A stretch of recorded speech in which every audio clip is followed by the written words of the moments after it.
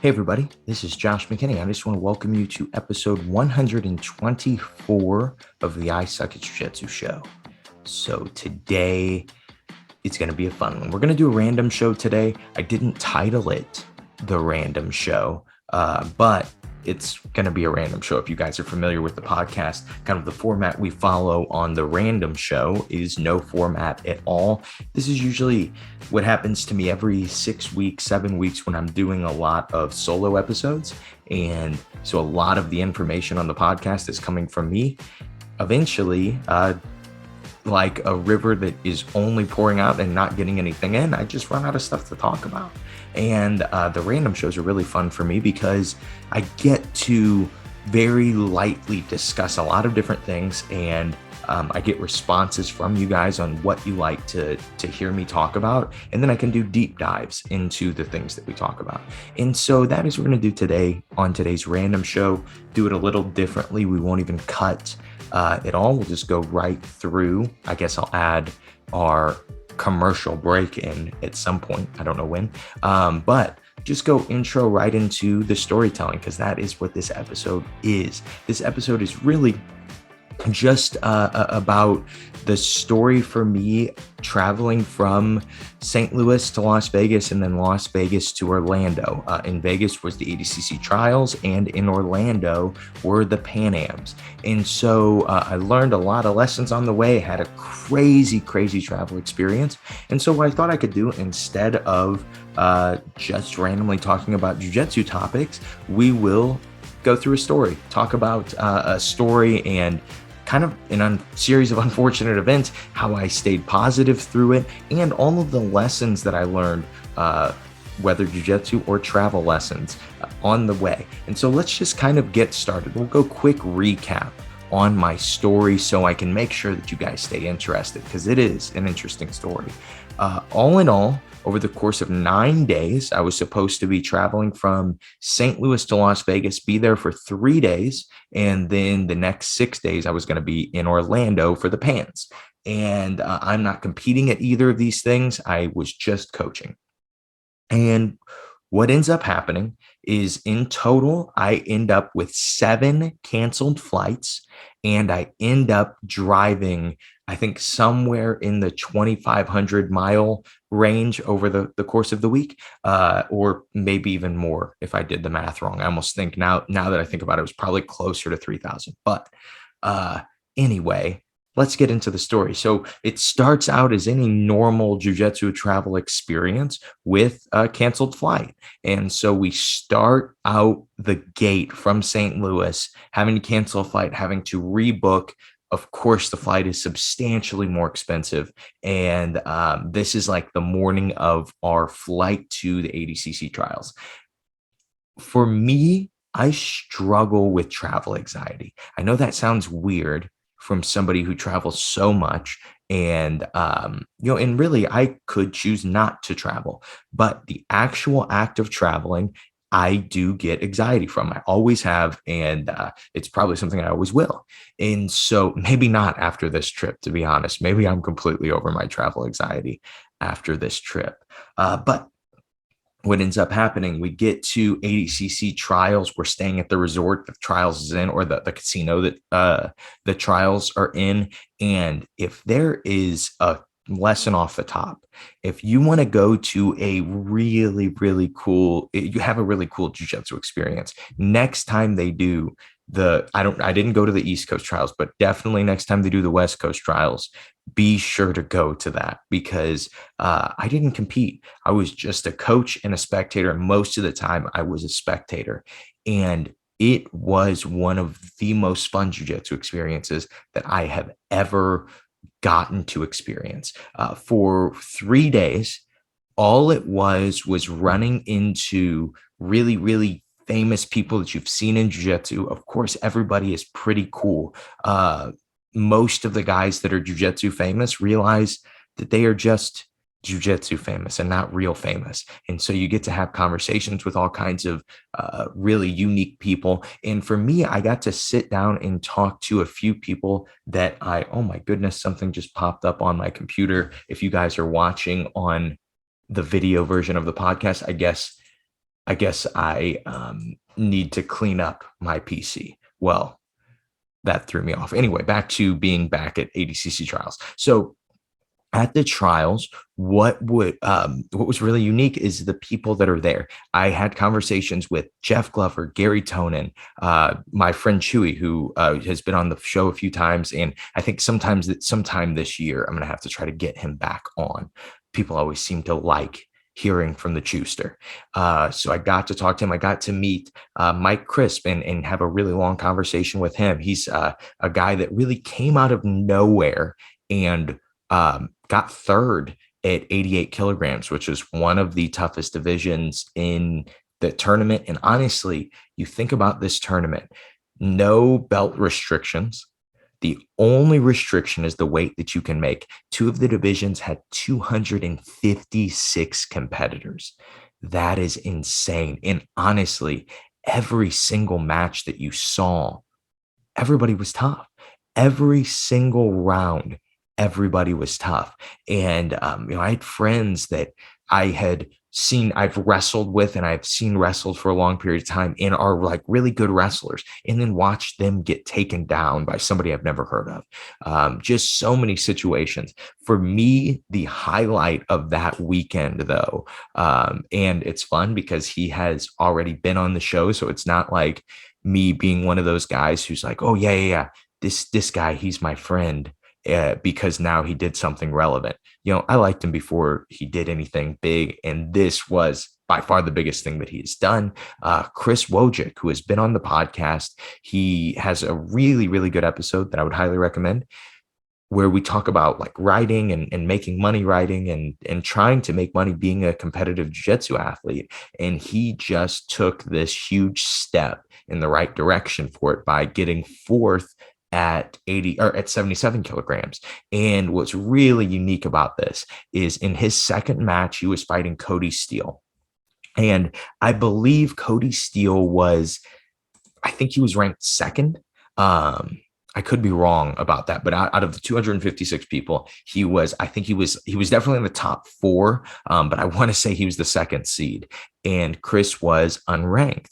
And Chris went out and played great jiu-jitsu. If you guys have Flow Grappling, you can look up Chris Wojcik, and I'm sure that is going to be one of the first matches that you can see. He played great jiu-jitsu, and then also kept the fact that he is a very good wrestler well hidden until it really, really mattered in the match. And that is going to be the first little pit stop that we are going to take, is on the strategy of Chris Wojcik, and just the strategy of that tournament in general, and strategy in jiu-jitsu. So the first little note that I would say about Chris's strategy that I think is important to understand, and honestly, the strategy of all the guys that did really well at that tournament, they all had one thing in common.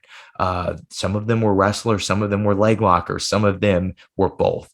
But no matter what, even the truest wrestlers that I saw at that tournament, no matter what, they had something that they could be doing from every position. There are a lot of times you see people that look really good in all kinds of different areas, and then they get locked up in single leg X. They don't know how to pass single leg X. Or they get locked up in spider guard, which obviously this is the gi. But you get locked up in something, you don't have a good response. You're not well-rounded enough to be able to kind of fight in any situation. You look at Jay Rodriguez. If you guys don't know who that is Nicky Rod's little brother. I think he's a blue belt, and he won his division at Trials. Obviously, you can take that with a grain of salt. I think he's been training for a decent amount of time at this point, and he also has wrestled for a very long time, but still had a just unbelievable performance.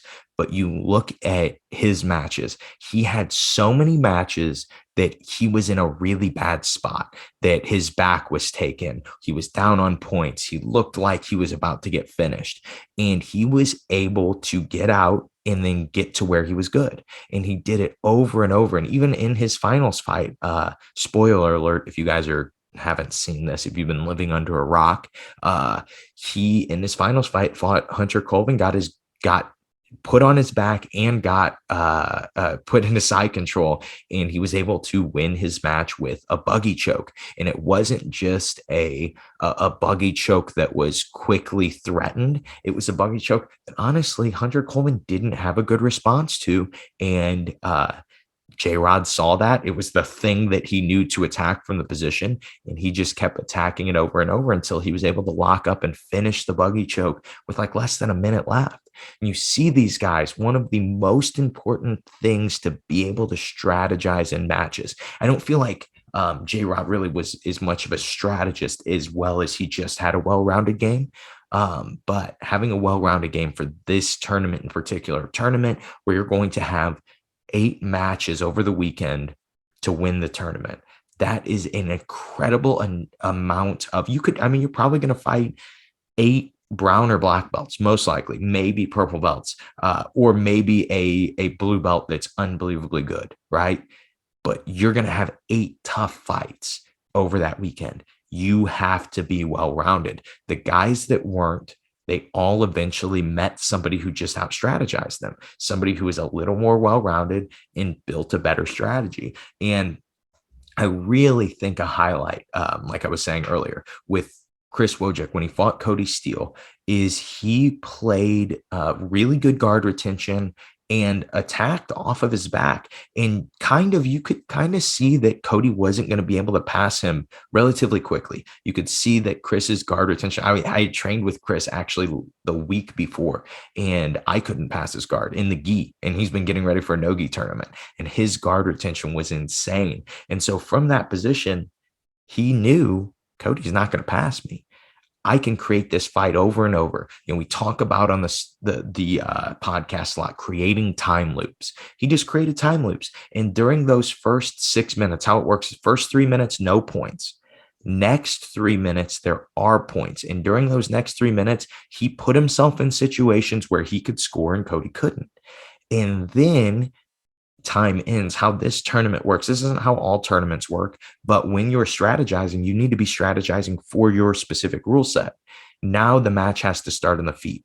If Chris were to pull guard at this point, like he did earlier, he would give up an advantage or give up a penalty. And so they don't do advantages. So he can no longer pull guard. The position that he was creating those time loops from, he can't fight anymore.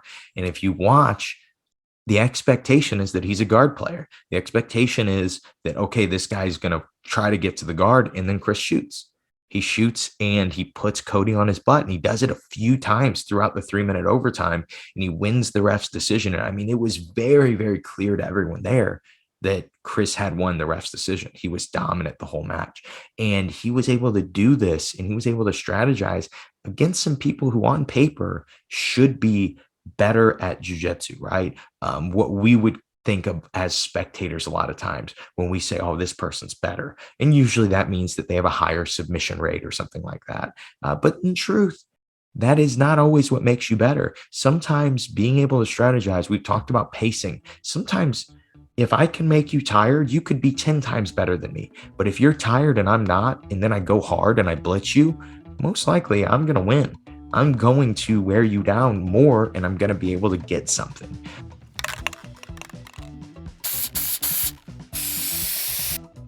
What's up, guys? Josh here. Just wanted to interrupt the podcast just for a second and tell you guys about something really exciting that we have going on at simplifyingjujitsu.com. Now, you and I would both probably agree that one of the hardest parts about jiu-jitsu is learning the grip fighting. What do I do with my hands? And when do I do it with my hands? And this is something that even black belts struggle with. This is one of the most complex part of jiu-jitsu. And guess what? With mastering the duck guard, this is my newest instructional, we simplified the grip fight from one of the hardest positions to grip fight from, and that is open guard as the bottom person. And so we simplified the grip fight from open guard as the bottom person to teach you just how to use one grip and more specifically get to that grip from all other positions. We have simplified the grip fight, and we call this idea the duck guard. And that the reason of the name is explained in the instructional, but this instructional for the whole entire month of April is 40% off. Also, if you purchase this instructional, you will get a chance to purchase for an incredibly low price my Trinity of guard passing. This was an idea, an instruction I've referenced on the podcast that I've said I was going to do. And I taught some seminars of this idea of guard passing. And I just decided it would be easier, instead of trying to record something in our studio, to just use one of the seminars. And so I have a really, really discounted rate on on my Trinity of guard passing, but only if you purchase Mastering the Duck Guard, and only this month, in the month of April. So you guys be sure to check that out. And if you ever have any questions about anything at Simplifying Jiu-Jitsu, be sure to send me an email, josh@simplifyingjujitsu.com.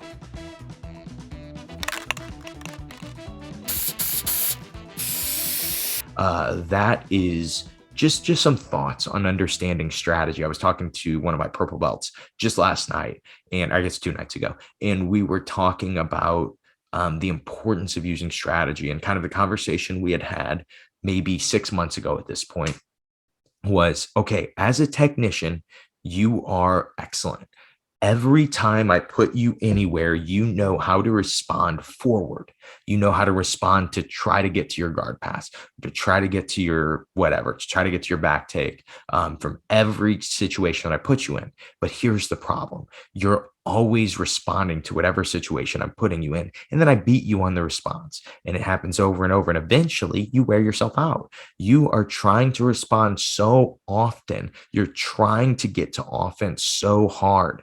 And it's not available. Gordon Ryan talks about like offensive and defensive cycles, right? I like to talk about it as rhythm. And the reason I like to talk about it as rhythm is because, it's a little more artistic than cycles, right? There is a feel aspect to it. Even if we break down when the best times are to go hard and to not go hard, and we really try to be scientific about it, you still have to feel it out. It depends on the person. It depends on how hard they're breathing. It depends on the position. You have to feel out.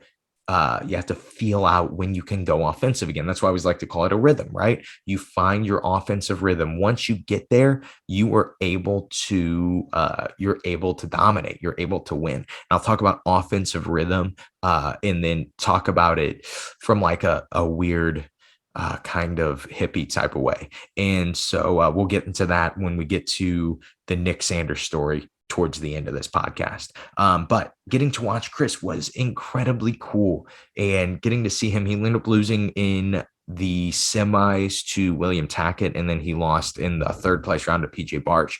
But this dude went on just an incredible run that nobody expected to happen. And if you listen to the Flow Grappling commentary during the run, they basically are just trashing the dude the whole time. They're just acting like he's just lucky to be there. And he wasn't. He really did work hard for it, and he outsmarted people for it.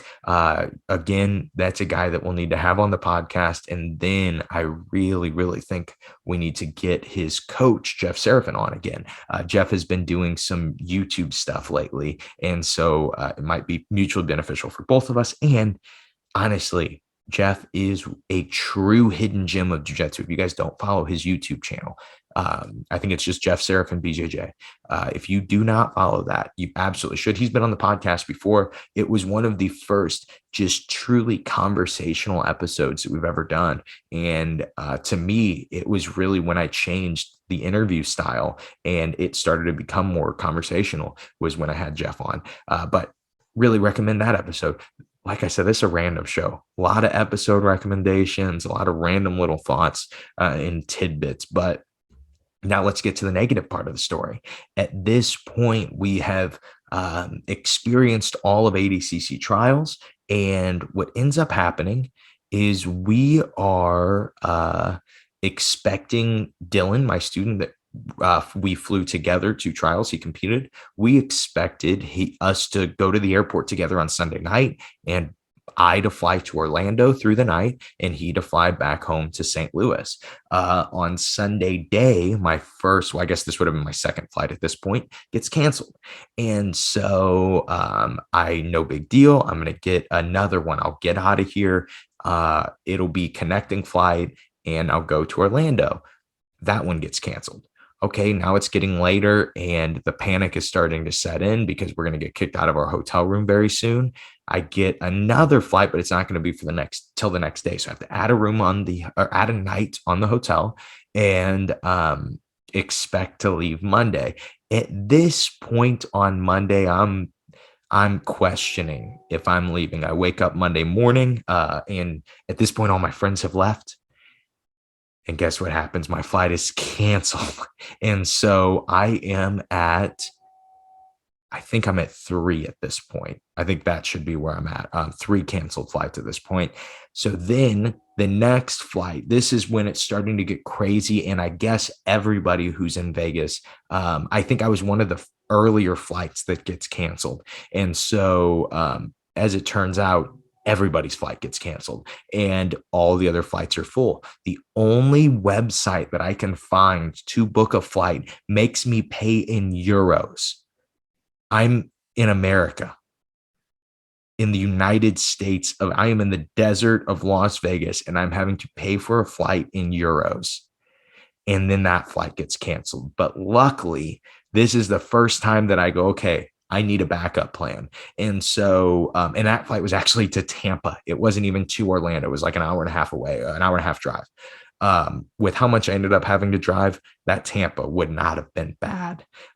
So I am, I'm stuck and I am making the most of it. Now at this point, I have one last flight. It is my last hope and it is home to St. Louis.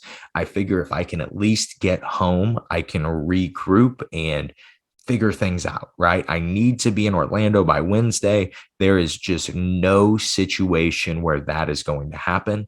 My flight was supposed to leave Sunday night and I couldn't make it to Orlando by Wednesday.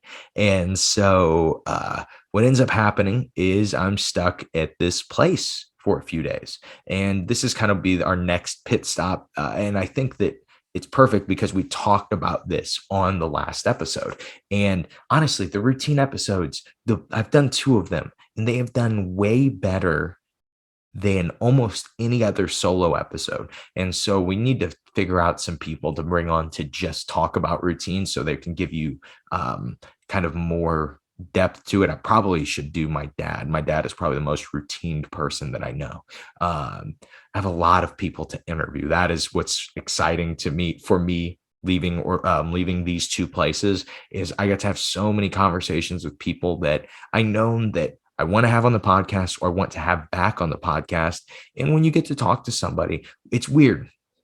When you run a podcast, you will sometimes just run out of inspiration. I know a million cool people that I could have on, but you have to be excited about it. And what this trip really did for me was it made me excited to have a lot of different people on. And so we have a lot of good interviews that will be coming up. I don't know if they'll start next week, but once they start, it'll pretty much be interviews until the book is done and the How to Train Jiu-Jitsu video instructional is done. And so because that'll give me time to focus on that kind of stuff. But back to what I was saying. So I'm stuck at this place and I'm just kind of our rule at jiu-jitsu tournaments is this, and this is a Jordan Burroughs quote from Facebook, actually, or Instagram. So Jordan Burroughs one year, it was either Worlds or the Olympics. If you guys don't know who Jordan Burroughs is, he's one of the best American wrestlers of all time. And he is, it might have been the Olympics, it might have been the Worlds, I don't remember, but he goes out really, really early, maybe like first or second round to somebody that maybe it wasn't as expected that he would lose to. But Jordan Burroughs is getting, he should be at the end of his career like 5 years ago. The dude's just superhuman. He's getting towards the end of his career. And he ends up wrestling back and he ends up getting third. And his post on Instagram was, if you don't get what you came for, you take what you can get. And I think that mindset is, it's so important for life, but for jujitsu, when you go to a jujitsu tournament, especially, and this isn't totally focused on competition, but I think it's helpful. When you go to a tournament, don't just go and think that the only positive outcome is you winning. Because, first of all, I didn't go as a competitor. I went with one student and he did not win the tournament. So, if that was the only goal, I would have been stuck in Las Vegas from Sunday to Tuesday with nothing to do and a frown on my face. But that wasn't the goal. Okay, we lost. That was part of it. We wanted to win. Of course we wanted to win. Of course I want to see my students' success. But it didn't happen. That's okay. What could we get? What are we here for? Well, we were here for the gold medal. We didn't get it. What else could we get? And so we went into our normal mode. And this is something that me and all of my students do. And this is a really good tip for you guys. You only get it if you listen to the whole random show, I guess. But something we do at jiu-jitsu tournaments is you always talk to the vendors and you always talk to the photographers, people who are there who either are paid to be there or who pay to be there, right? So photographers get paid to be at this tournament, and it's really good to build friendships with them.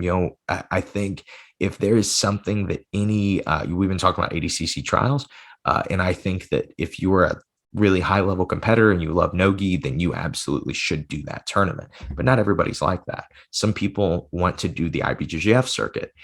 If you want to have one of the most fun years of your life, get 5 to 10 people from your gym. Even 2 or 3 would be fine, but 5 to 10 is great. And convince them to do the circuit with you for the year. Make a goal of, in my weight class and my age group, I want to be top 10 in my division. And that is a very, very achievable goal for nearly anyone. And you make that goal and then just go chase it. It is the most fun thing that you can do competitively in jiu-jitsu that I've ever found. And I've tried everything in jiu-jitsu, right?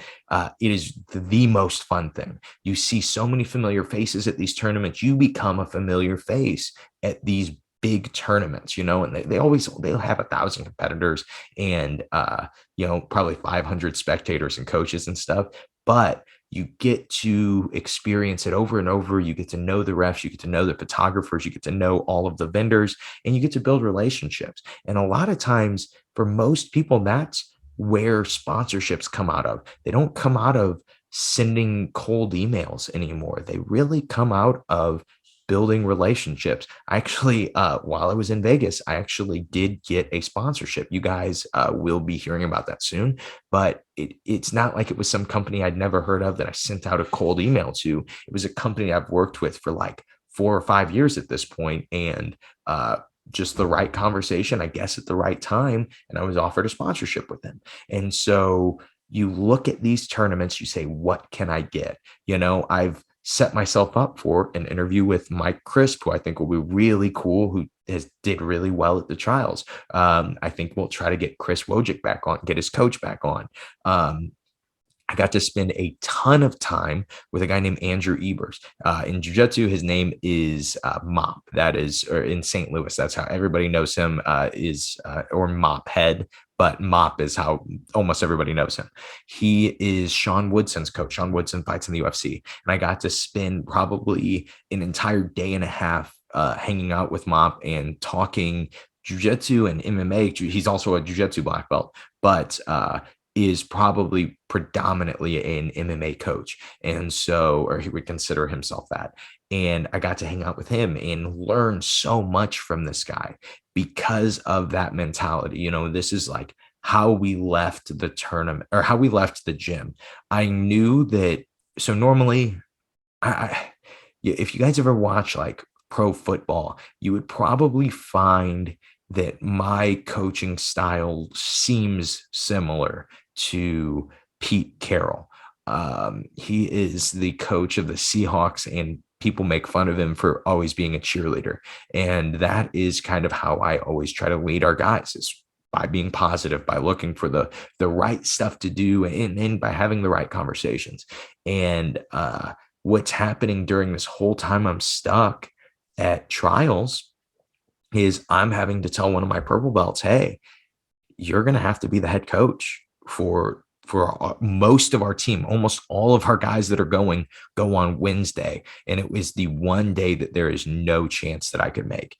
Even with driving through the night and everything, there's just no way I can make it.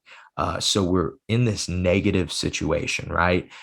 But how we had left the gym, kind of the pre tournament talk had been, or the conversation at least I had with my students is, hey, I hope you plan on having the best week of your life, because I do.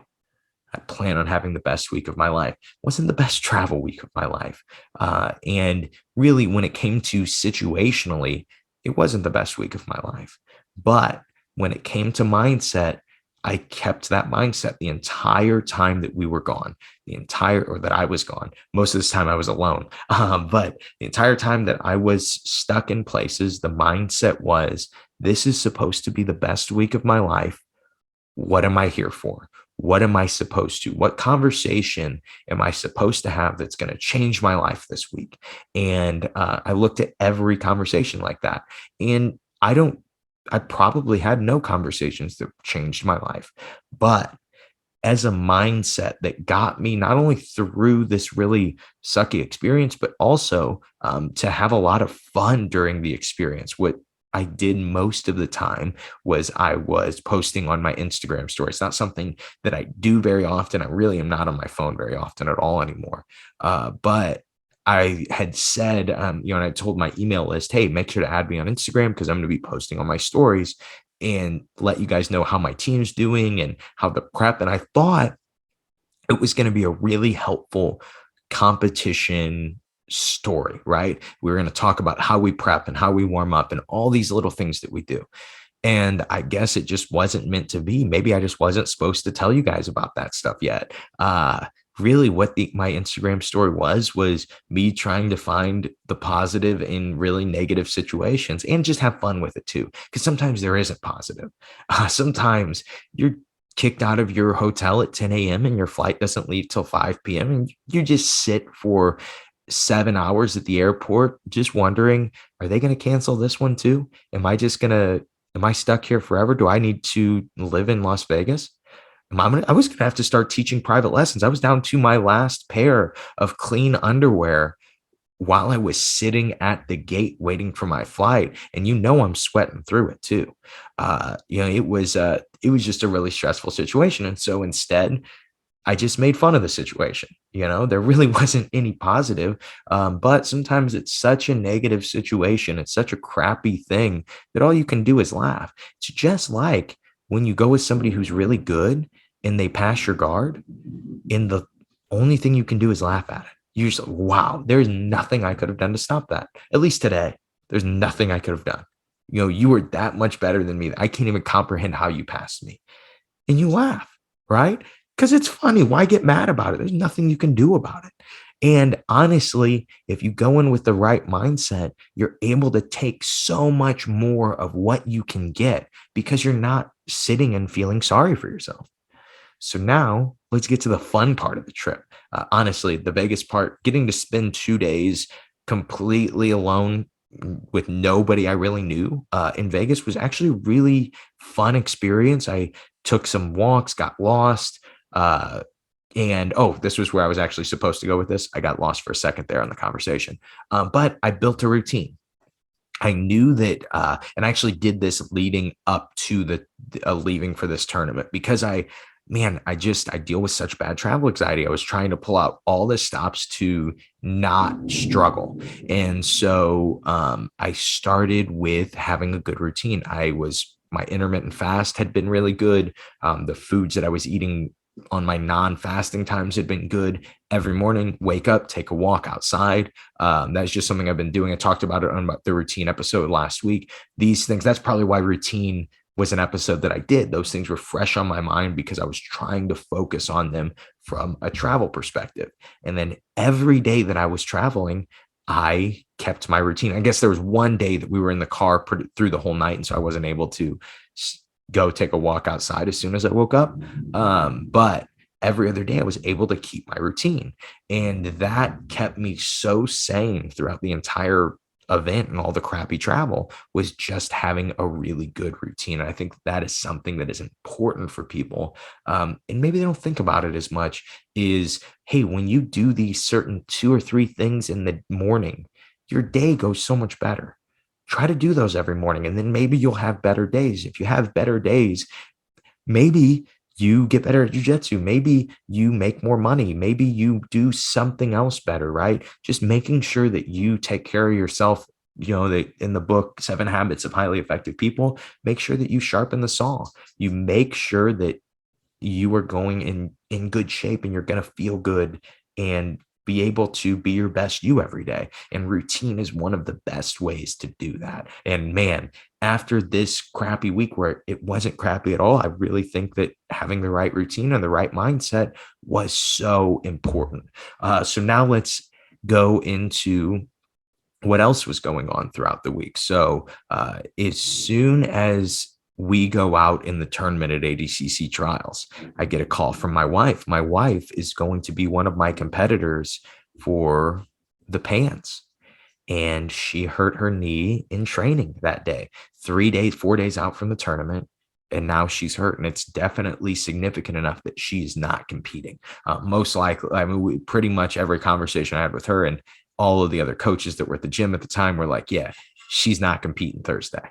And so, you're far from your significant other. And not only that, like, it's one of my students, but it's my wife, and there's nothing I can do, and she's hurt. And how am I going to handle this? Where do we go? Well, the one thing I know for sure is she needs to pick me up from the airport on Tuesday. And so as we talk, my wife keeps a positive mindset, and it was tough. It was a very discouraging time. If you've ever trained really hard for a tournament and then gotten hurt right before, or gotten sick right before, something like that, and these things happen, but when it happens, it feels like the end of the world. I've had it happen to me before. It's just so frustrating. And that's what happened to her. And so it's a tough situation, not where you want to be. Let's go to Alabama. That was our conversation. So we have family that live in Alabama they're about a 12-hour drive from St. Louis. My parents were there visiting, and they have a very, very big house, and there's room. Let's just land and we'll go. And I knew, hey, I'm going to Alabama. I know that even if I drove through, if we just continue to drive after I land, I'm still going to miss all my competitors on Wednesday. So I'll take a day to recoup in Alabama, and then drive 8 hours to Orlando. And coach, I just had one competitor. It was my competitor who actually was, he was head coach for me. And so it was one of those things, like, this dude, he took care of our guys when I couldn't be there. And so I got to make sure to take care of him. And so that was our trip. We had, honestly, it really was a great drive, even though it was through the night. It was with our dogs too. He was a little stressed, but I was able to spend a day in Alabama, which is, with my family. It's just like one of my favorite places to be. And it's just fun to see my family and stuff. And then even see my parents, even though I see them all the time. Hanging out with people while they're on vacation is different, right? It's just a much less stressful time, and it's fun. And so got to spend a day relaxing, recouping, and then I woke up, and what the plan was, I was going to wake up on Thursday, and then I was going to hang out with my family all day Thursday, and then drive like most of the way and stay at a hotel. And so then I was like really close to Orlando, so I didn't have to drive it all in one day. And I woke up at like 7 a.m. on Thursday after having driven, I guess we drove 12 hours on the night before. As soon as I landed at 10 p.m. Tuesday. We drove through the night and got to Alabama at like 10:30 a.m. The next day, took a nap, went to dinner, and then now we're on Thursday. I wake up in the morning, and I just text my purple belt Richie, and I go, hey man, I'm going to be there in 8 hours. I'll see you soon. And so I think my text was a little more vulgar than that, but we were just motivated, right? And so we go in and I make it to the team. Richie's finishing his weight cut. It was kind of tight. We were able to make weight, able to get up the next morning, go out, compete. We're not able to win the division, but hey, if you're not there with, if you don't get what you came for, you take what you can get. That is always the game plan. That is always our response. So, who's this? Nick Sanders, who's been on the podcast before. Man, I have so many. This is like when you watch like the last episode or the second to last episode of Fresh Prince of Bel-Air, and they do like the recap. 90s shows used to always do this. Not all sitcoms do this anymore, but 90s and 80s sitcoms, they would always be like, hey, here were the funniest jokes that we told you over the last 10 years, right? And so that's kind of what this episode is. I'm just like going over the last 2 years. Yeah, this guy I interviewed, he was at the tournament too. And so I get to see Nick, and I know that Nick he's been coaching his guys all week. He's his only black belt from his gym that's there. And so we're going to get, well, actually, he's not. They do have one other black belt, Amanda, but she's actually competing at the exact same time Nick is, which is just exactly how it goes. When you go to a 6-day jiu-jitsu tournament, your two black belts fight at the exact same time. And so they don't have any coaches. And so I'm like, I got to stay for Nick. I got to stay for Nick to coach him. And so I do. I get there. We talk, ready to go. Nick's body's a little beat up, but Nick's tough. And he goes out and he fights somebody we had actually never really heard of until after the match. But he fights this guy tooth and nail, wins the match. It's super, super close, but he wins. And as we find out, like, oh yeah, this guy has been in Brazil in the last 2 years through COVID, and he's basically beaten everybody. And that was Nick's first fight. And so talk to him, Nick, I think that might have been your toughest guy in your division. Nick's like, yeah, I'm hoping so, because I'm pretty sure I pulled my groin. And I will fast forward to like 2 days later, when Nick sends me a picture of his like torn groin, and his leg is just all purple. And I probably would have, knowing how significant it was, been like, hey, maybe competition isn't the best move right now. But that wasn't the mindset we were in. So the mindset that we were in, if you guys have ever, the joke we were making after, if you've ever seen when Greg Jackson has GSP in his corner, I think GSP is fighting Thiago Alves. And he says, I pulled my groin in that last round. And Greg Jackson, without even a thought, says, I don't care.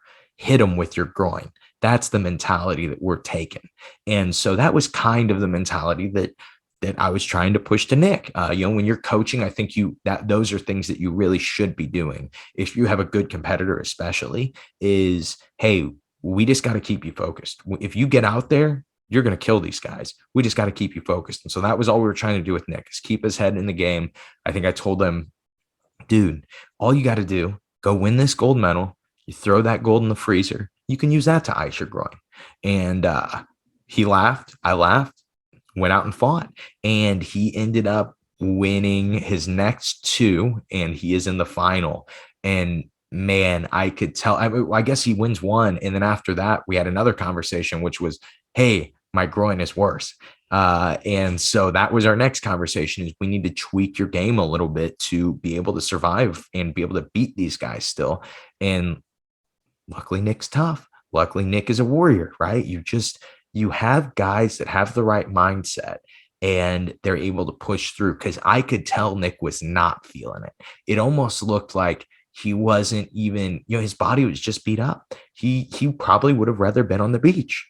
And but we were there for gold, right? We were there to fight. And he goes out in his third fight at this point. He's had his pulled groin basically since minute 1 of the first round. And we talk about how we're going to game plan for this guy, and he executes the game plan like flawlessly, and then submits the guy. And I see it. He finishes this guy. He jumps up, and Richie was assistant coaching me. And I go, Richie, I bet you when we get back and talk to this guy, his groin doesn't hurt anymore. And we just kind of laughed because that was, you could just see the body language. It changed. Nick found the offensive rhythm. And sometimes you find those in matches, right? You find like, okay, I'm just on offense the whole time. But Nick found the offensive rhythm of the tournament. And it was one of those walk back up. Hey, dude, now you're unbeatable. Now you just achieved God mode. I say, we talk for a little bit and he doesn't mention his groin. I go, how's your groin feel? And he goes, not that bad. And I go, yeah, man, you're in. You're going to go win this next match. And I go, you're going to win this next match. I'm going to give you a hug, tell you you're the man, and then I'm going to take an 8-hour drive home. And it turned out being like 10 hours, but I thought it was going to be 8 hours at the time. And so, or back to Alabama, not home. At this point, I had left Emily and our dog in Alabama, and they were hanging out with a family. And so I had to go pick them up after this tournament. And so Nick goes out into the final, has a very clean, dominant final, and wins the tournament. And it was just complete mental toughness. It was complete mindset, but he also sat in and just kept fighting. He did not feel like fighting. And so often we're worried about how we're going to feel at tournaments. And I could tell this dude felt terrible, but it didn't matter. He was just competing. He wasn't worried about how he felt. He wasn't worried about any of that other stuff. He was just worried about going to the next match, to the next match, to the next match. And I think that is one of the most important mindsets that you can bring to tournaments, is that no matter what, the next match is all that matters. Just as being as in the moment as possible, not worrying about how bad his groin is going to feel later on, because I guarantee you, I mean, he told me about it the next day, but it sounded like it did not feel good the next day, but he wouldn't have traded it. He was there to win, right? He was there for a gold medal, and he knew that the next match is all that mattered, and the next match is all that mattered. And he took that mindset and was able to win gold. Special shout out. I wasn't there for it, which sucks, but Mark Vives, who was on the show, also won gold. And so, man, the amount of black belts that have been on the show and have won gold at Pans was pretty heavy there. And, I don't want to say that is causation or correlation or whatever, but it seems like you come on the I Suck at Jiu-Jitsu show, you win Pan medals. I don't know. It could just be that I only bring on really, really good guys on the I Suck at Jiu-Jitsu show. And, it's more of that we're just cherry picking, but I like what I said before about it being because of the show. But then from there, I drove back to Alabama, and I think that this is probably the most important nugget, the most important bit from this whole episode.